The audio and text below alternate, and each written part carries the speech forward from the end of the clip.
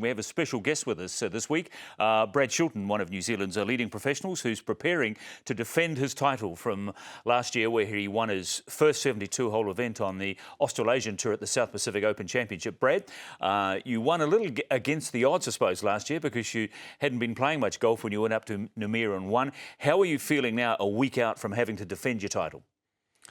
Yeah, that's right. It was a bit out of nowhere last year after 6 months off playing any really serious golf. So that was great to kick it off like that. Looking forward to getting back up there again. It's a place I've always really enjoyed playing. I like the course. I've obviously had some success there, so just looking forward to getting back there. So to win on the Australasian Tour, a 72-hole event as you did, must have opened a few doors. How has your career changed since that win? Yeah, definitely. Anytime he wins, great, obviously. That's the first Australasian Tour win I've had, as you said. And for us, it's all about gaining some status for the tour we're playing on the following year. So anytime you can have a win guarantees you some status and playing rights for that following year. So it's been great to be able to play in my year properly this year and to know exactly what I can play and how I can put a schedule together. So it's been a bit of a quiet year so far. So it's a long, slow building process, isn't it? I suppose trying to establish yourself as a professional like you are on a tour, and that was an important first step, I guess, wasn't it? Yeah, definitely. Like I say, I mean, every year basically starts again from scratch, depending on how you did last year. So if you can win one of the big events, that gives you a bit more leeway, and you get a couple of years exemption and a bit more time to relax.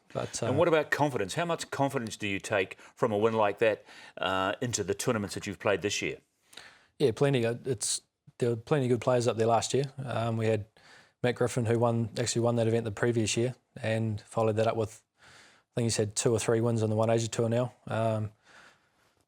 Andre Stoltz has been a regular up there. He's won on the US Tour, and again One Asia Tour, a couple of wins the last few years. So there are plenty of good players up there, and to beat a good field like that is huge for the confidence, and like they always say, it helps you feel like you belong out there.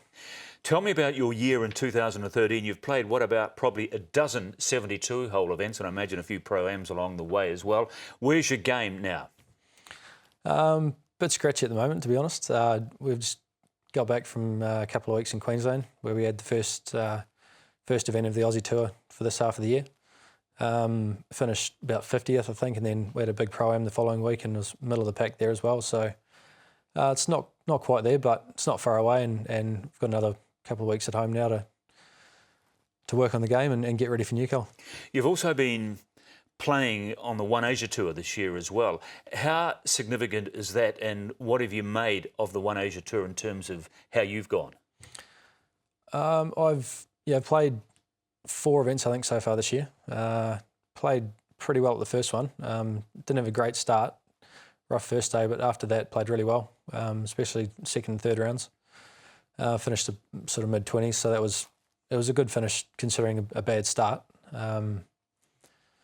Since then, not so flash. I missed a couple of cuts in Korea. Didn't play too bad the second week, but just didn't quite get it done. Is it tough for a Kiwi playing in the heat up there in Asia?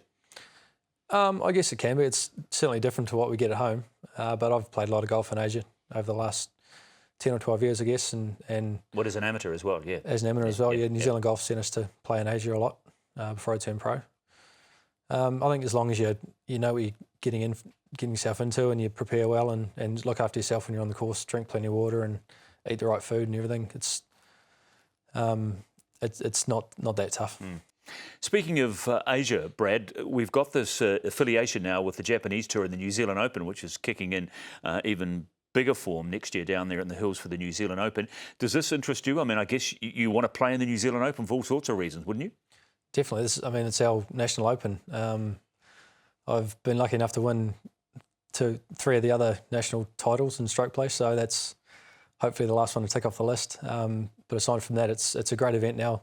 All the Aussie guys I know love coming to play in Queenstown. It's a fantastic place to play. And yeah, the Japanese Tour arrangement is great for us to get a chance to go and play on a bigger tour, 2 or 3 starts for the winner on the Japanese Tour. So go and play those and have a few good weeks, and next thing you know, you can be playing on the Japanese Tour as well. You can handle the hills? I haven't played great there in the past, but I love it down there. It's a great course. So looking forward to getting back there and playing well. Okay, you've been a pro now for, I think, 8 or 9 years. Do you still go to bed every night with that dream that most pros have when they're young, that one day they want to be the best golfer in the world? Yeah, for sure. I mean, that's why most of us play, I guess. A lot fall by the wayside, don't they, after about 7 or 8 years? Just find it too tough, too hard, no money. You're not in that zone? No, not yet. I mean, I may have been there at the start of last year. That's probably why I took a break. I'd had enough for a little while and wasn't getting any results. So, having a win first up after that break was huge, and it's just fired me up again. I think I'm really enjoying being out there, and again, the break just in itself was a good way to freshen up and really enjoy playing again. And I guess for you, Brad, watching Kiwi golfers this year on the web.com tour, Tim Wilkinson, Steve Elker and Danny Lee, you probably know these guys pretty well, and watching the success they've enjoyed must also probably inspire you and confirm for you that you're doing the right thing with your life? Yeah, for sure. I played a lot of golf with Tim especially, and to see him going so well is great. Does it inspire you? Yeah, definitely. Sure does. I mean, Mike especially. Mike Hendry's done so well in the last 4 or 5 years, and we turned pro at similar times, and he was battling early on, and I was doing better than he was, and he's managed to turn it around, and he's just playing amazing now. So to see him do that is fantastic, and I know it's there. I can get it done as well. It's just a matter of putting things together at the right time. And one day, do you want to be on those tours? Yep. Yeah, that's the goal. While it's good fun playing, still I'm playing professional golf. I'm doing what I love doing in this part of the world. There's not a whole lot you can do, to really make a great life for yourself. You've got to get out of this area and get on some bigger tours, and that's definitely the goal.